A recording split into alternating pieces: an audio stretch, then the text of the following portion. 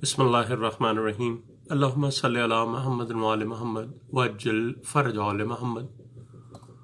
मोमिनीन कराम या अली मदद। अल्लाहुम्मा सल्लि अला मुहम्मद व आले मुहम्मद वअज्जिल फरज आले मुहम्मद। बिस्मिल्लाहिर्रहमानिर्रहीम। इन्नल्लाह व मलाइकतहु यसल्लूना अलन नबी या अय्युहल्लज़ीना आमनु सल्लु अलैहि व सल्लिमु तस्लीमा। अल्लाहुम्मा सल्लि अला मुहम्मद व आले मुहम्मद वअज्जिल फरज। मोमिनीन कराम, आज आपके सामने कुरान की एक आयत लेकर हाजिर हुआ हूँ जो बीबी पाक सईदा सल्लल्लाहु अलैहा के हवाले से, मुबाहले के हवाले से, कि अल्लाह ने सूरह आले इमरान में फरमाया, आयत नंबर 61 में, बिस्मिल्लाहिर्रहमानिर्रहीम, फमन हाज्जा काफ़ी है मिन बादे मा जा का मिनल इल्म फ़कुल तआलो नदो अबनाना व अबनाकुम व नसाना व नसाकुम व अनफुसना व अनफुसकुम सुम्मा नब्तहिल फनजअल लानतुल्लाहि अलल काज़िबीन। इल्म आ जाने के बाद भी अगर कोई आप सल्लल्लाहु अलैहि वसल्लम से इसके मुतालिक मुबाहिसा करे तो आप कह दें कि आओ हम अपने बेटे बुलाएं, तुम अपने बेटे बुलाओ, आओ हम अपनी औरतें बुलाएं और तुम अपनी औरतें बुलाओ, हम अपने नफूस को बुलाएं और तुम अपने नफूस ले आओ, फिर मुबाहिला करें और झूठों पर लानत करार दें। हज़रत सल्लल्लाहु अलैहि वसल्लम ने ईसाई उलमा से फरमाया, अगर तुम्हें मेरी बातों पर यकीन नहीं आ रहा तो फिर आओ हम आपस में मुबाहिला कर लें, हम में से जो फरीक झूठा होगा उस पर अल्लाह की लानत बरसेगी। ईसाई उलमा ने कहा हमें मुबाहिला मंजूर है। फिर नबी अकरम सल्लल्लाहु अलैहि वसल्लम ने इन्हें मुबाहिले का वक्त बताया।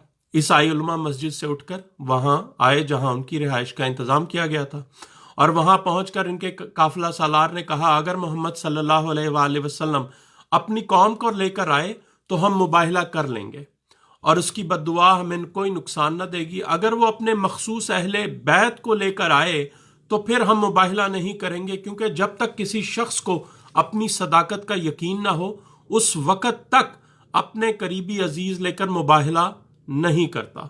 सुबह हुई, रसूल अकरम सल्लल्लाहु अलैहि वसल्लम अपने साथ अमीरुल मोमिनीन अली इब्न अबी तालिब अलैहिस्सलातु वस्सलाम, हज़रत सैयदा फातिमा ज़हरा सैयदतुन निसाइल आलमीन अलैहिस्सलातु वस्सलाम, अल्लाहुम्मा सल्लि अला मुहम्मद व आले मुहम्मद वअज्जिल फरजहुम, इमाम हसन अलैहिस्सलातु वस्सलाम, इमाम हुसैन अलैहिस्सलातु वस्सलाम को लेकर आए। नसारा ने लोगों से पूछा कि ये कौन लोग हैं जिन्हें नबी अकरम सल्लल्लाहु अलैहि वसल्लम अपने साथ ला रहे हैं।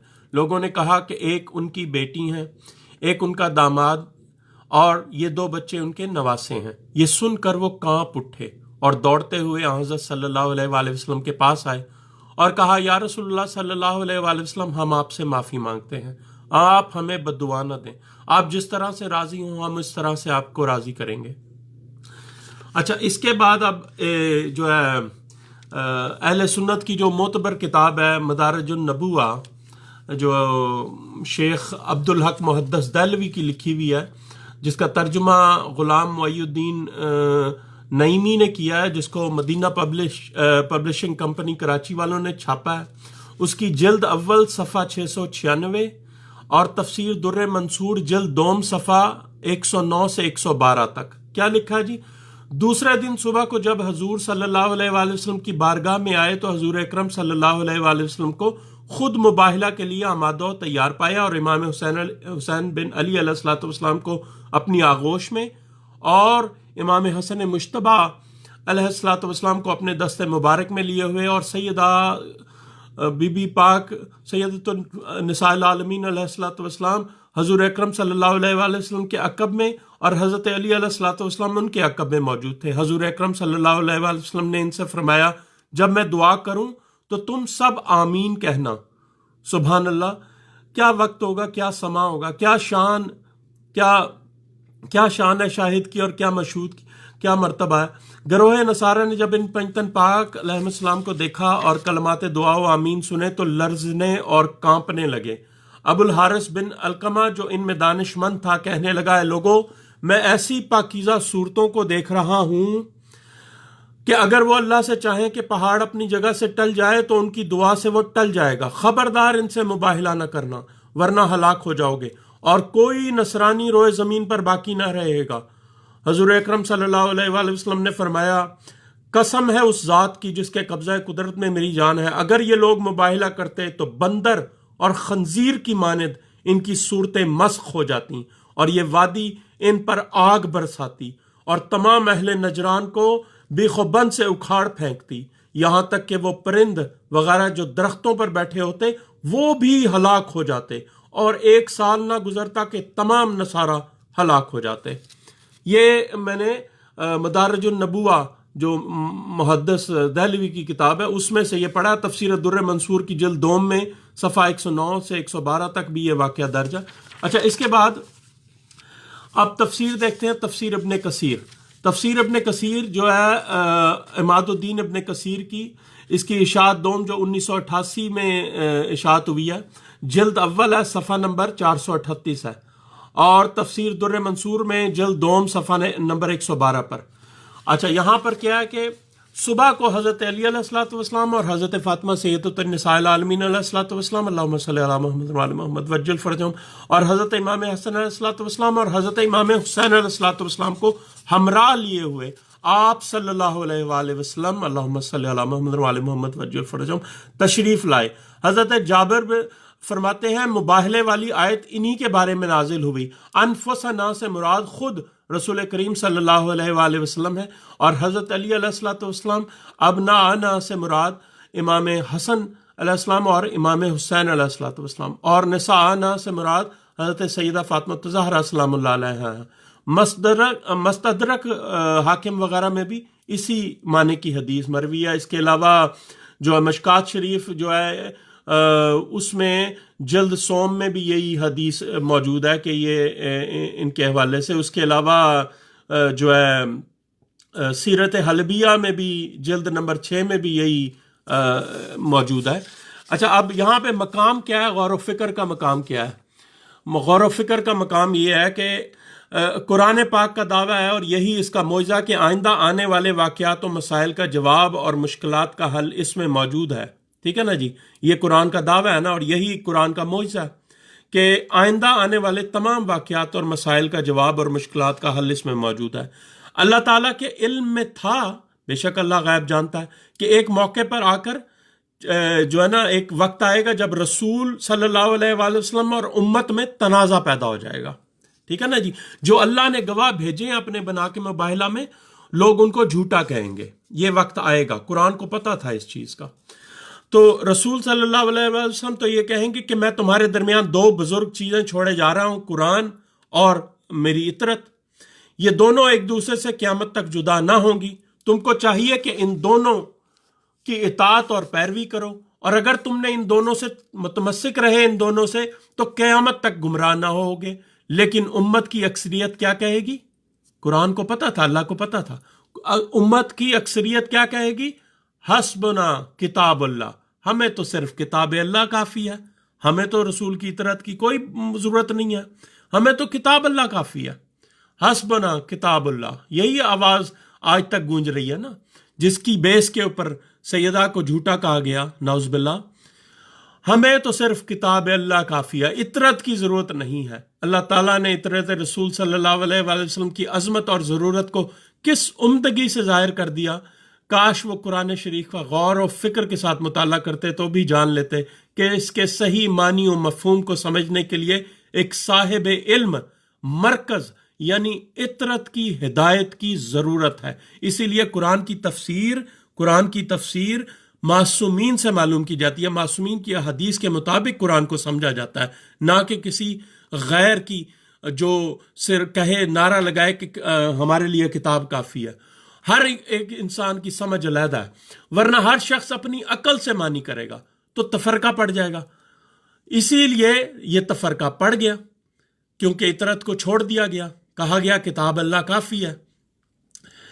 یہ جو ہے نا واقعہ مباہلہ نے نا، پروردگار نے نا اس واقعے سے مسئلہ حل کر دیا کہ عملی طور سے امت کو دکھا دیا کہ قرآن صامت کافی نہیں ہے، قرآن صامت کافی نہیں ہے، قرآن ناطق قرآن صامت کو سمجھائے گا، اور ہدایت تامہ کے لیے اطاعت رسول کا محتاج ہے۔ تمام ہر مخلوق اطاعت رسول صلی اللہ علیہ وآلہ وسلم کی محتاج ہے۔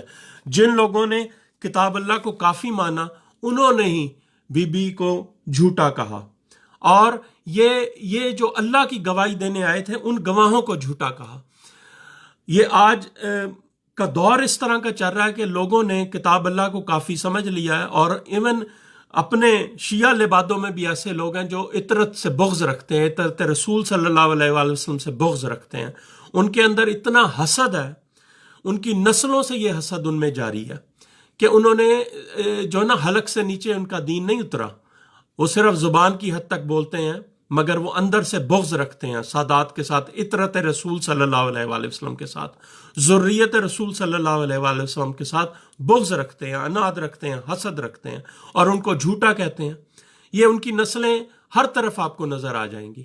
جو بھی سادات پر آج انگلیاں اٹھا رہے ہیں وہ انہی نسلوں میں سے ہیں جن کے اجداد نے کسی خوف کسی وجہ سے اسلام قبول کر لیا، اور آج ان کی نسلیں جو ہیں وہ عطرت رسول صلی اللہ علیہ وآلہ وسلم کو جھوٹا بھی کہہ رہی ہیں اور ان کے خلاف بغض و عناد بھی رکھتی ہیں ان کے لیے۔ یہ اس ویڈیو کا مقصد صرف یہ تھا کہ جس کو اللہ اپنے گواہ بنا کر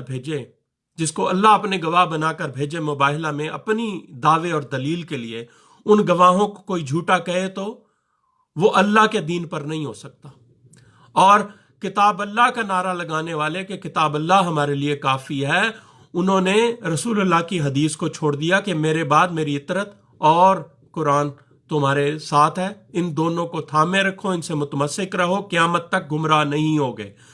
ٹھیک ہے، یہ ویڈیو ناظرین اور سامعین، اس ویڈیو کو تمام لوگوں کے ساتھ ضرور شیئر کریں تاکہ لوگوں کو احساس ہو کہ وہ کس ڈگر پر چل پڑے ہیں۔ اگر ابھی بھی وہ اپنی اصلاح کر لیں، مولا علی علیہ الصلوۃ والسلام کا فرمان ہے کہ مومن ہر روز اپنا محاسبہ کرتا ہے، اپنا حساب کرتا ہے۔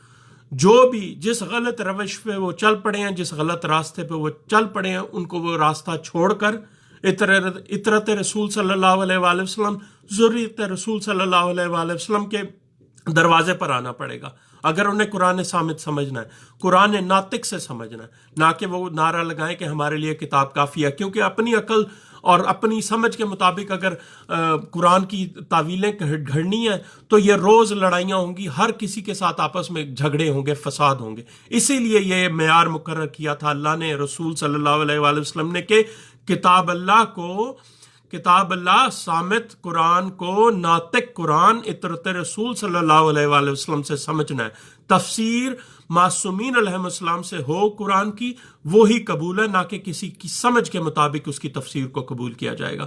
اللہم صلی علی محمد وعلی محمد وعجل فرجہم، اللہم لانا ولا ظالم ظلم حق محمد وعلی محمد وآخر تعاون ولا ذالک، اللہم لانا لصابت التی جاہدت الحسین علیہ الصلوۃ والسلام وشاعت وبات وطاوت علی قتلہ، اللہم لانہم جمیعا، بے شمار بے شمار بے شمار، اور بی بی پاک سیدہ صلوات اللہ علیہا کے ہر زندہ مردہ دشمن پر لعنت، محمد و آل محمد صلی اللہ علیہ وآلہ وسلم کے ہر زندہ مردہ دشمن پر لعنت، اور ذریت رسول صلی اللہ علیہ وآلہ وسلم کی بے ادبی کرنے والے ہر منکر سادات پر لعنت بے شمار۔